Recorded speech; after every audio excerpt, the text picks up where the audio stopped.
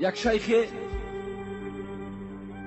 خواستن که سفر کنند و سفر او با طریق راه بحر بود. آمدن نزد ساحل و کشتی منتظر بود حضرت در کشتی نشستند.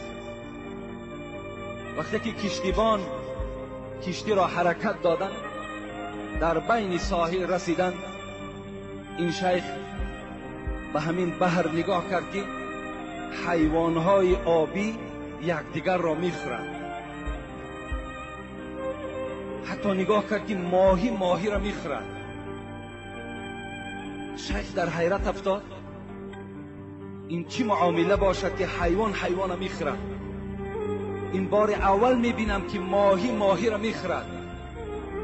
کشتیبان فریاد زد، گفته دوست خدا این چی معامله هست که امروز من میبینم؟ گفتن ای شیخ، گفتن این 10 سال شد که من در این ساحل، در این دریا مهنت میکنم، کشتی خودم میرانم، این احوال را مشاهده میکنم که حیوانهای دریا یکدیگر را میخورند، حتی ماهی ها را میخورند. شیخ در حیرت افتادن و در حال برای سیر این آشکار کردن جای نماز پرتافتند و سوی پروردگار خود مناجات کردند، خدایا از سیر این ما را خبر بده. این چه احوال شد؟ این دهشت است و این مصیبت است. مناجات آمد، ای دوست خدا، گفت باره در این کنار بحر یک شخص بینماز خواست که از این آب بحر بنوشد. فکر کرد که این آب شیرین است. وقتی میگوید در دهان خود یک مشت آب گرفت و انداخت